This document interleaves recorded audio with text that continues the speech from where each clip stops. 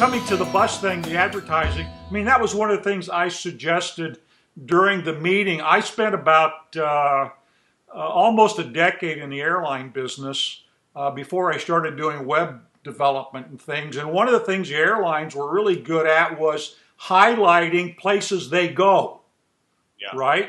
You talk about, you pick up the in-flight magazine and you see all these stories about Phoenix or stories about Las Vegas or stories about Miami, right?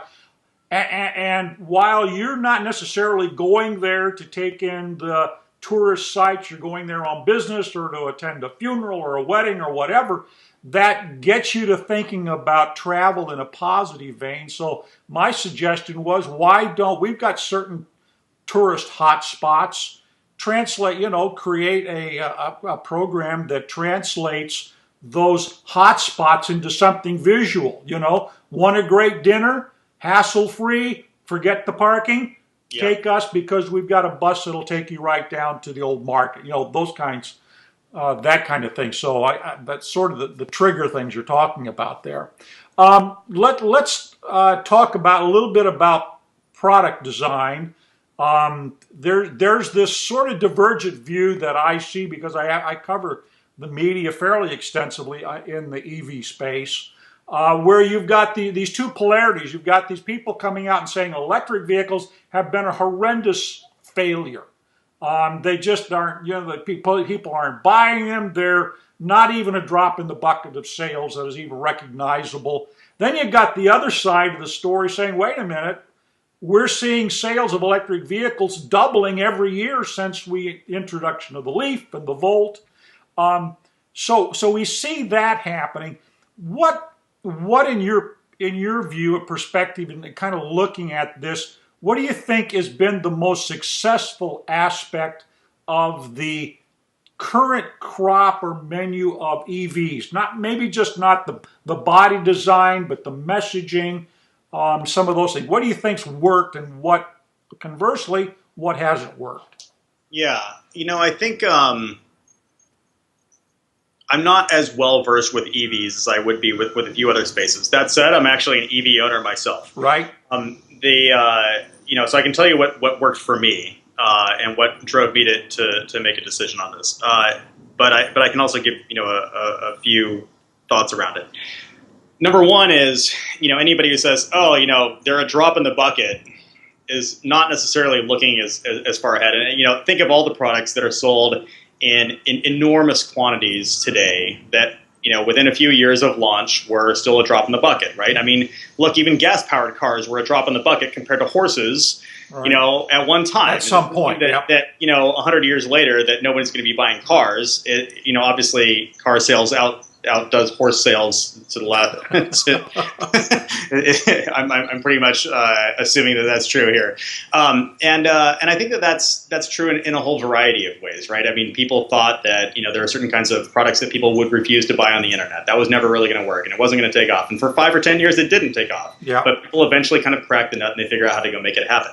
I think that with EVs, it's a little bit more difficult than it is with other products to kind of get people to change. And I think that's because there's a lack of infrastructure to support it. And, if you think about what's the prime concern that anybody who's thinking about maybe buying an electric vehicle is going to have? Like, what's the number one thing that they're going to be concerned about? I'm going to run out of juice. Exactly. Right. So, I don't have, what happens when I want to go for a long drive and I can't recharge? Or if I do recharge, it takes me a long time. Right now I can go to a gas station, I'm in and out in 3 minutes, and this way I got to sit there for an hour, refueling my car. Or longer, yeah. Yeah, recharging the car. So if you look at the kinds of investments that Tesla is making, I think with getting their network kind of across the country of superchargers and making them free. I mean, it's actually a lot of power that they deliver, and there's a lot of investment that they need to make to have that happen. Not only do they want it to be free now, but they want it to be free into perpetuity. And I think that's something that's a really smart move because. So I ended up buying a Tesla, and the reason I did that was because I figured that every once in a while I need to go from the DC area to Boston, and up and down I-95 they've got the chargers that I need, and they're always positioned in places where I can go grab a coffee anyway. It's not that bad to take a break after 4 hours of driving, so that's totally fine. Yeah. I've got 250 miles of range, so it's enough to to go on a reasonable day trip from here and still come back, plug my car in back in my garage, and then the next day it's ready to go again. And in fact, if I sort of add up all the time that I spend charging my car on the road, it's still less than the total amount of time that I would have spent refueling my car with gas, because for the most part, I can just kind of plug it in the garage and I don't have to think about it. It actually takes me zero time at all. Right. It's taking me 5 minutes, and then another 5 minutes, and another 5 minutes. Exactly. Over and over. Yeah. So I think what they're doing is they're kind of recognizing that they want to make sure that the car, that the experience of driving the car is at least as good as or better than what the experience would be with the natural de facto alternative. They have to beat that in just about every single category. And so it's not about the car itself, it's about the infrastructure. Yeah. And I feel like, in investing in the charging stations and everything else is a big, important thing for them. It's so important, in fact, that you look at the move that they just made to expose and sort of open up their patents for the way that they're doing charging to all their competitors even, right? It's so important that they be willing to go do that, as long as they also are investing in that same infrastructure, that they're also making charging stations free. As long as Tesla owners can still, continue to go use those same charging stations themselves, then, we're in good shape. And so I think they realize that that's how this whole set of puzzle pieces kind of needs to fit together. And the reality is the infrastructure is not there. This is very similar to how you go about building up a really strong marketplace, for example. Okay, so I worked at eBay from 2001 to 2005, and in that time, eBay was expanding globally and going into a lot of different new countries. And there was always the same issue that would get presented each time, which is when you're just trying to get started, it's a little bit difficult because a buyer might come to the marketplace looking for some item, but until the sellers have actually listed anything, they're just not going to find it there. Yeah, exactly. And so come and try to put their items on there, but unless there's buyers there to go buy them, they don't really make any money. It's kind of a waste of their time. So you have this kind of chicken and egg problem.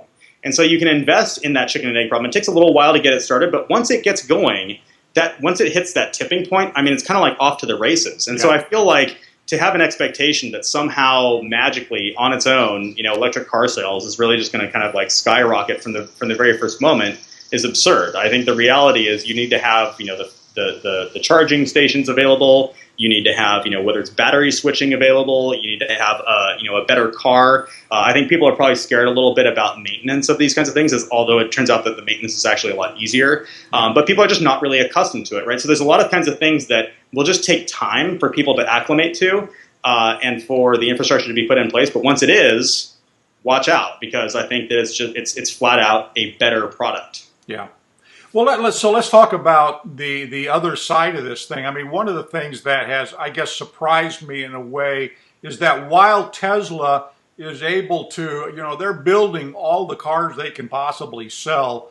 I think they did something like someone's estimating like 8,000 cars last month, and they should easily, within the next year or so, get up to, I think the number was 60,000 cars a year or some number like that through the new equipment things that they're incorporating at the Fremont plant. On the other side of this equation, you have, I was there for the rollout of the Cadillac Converge.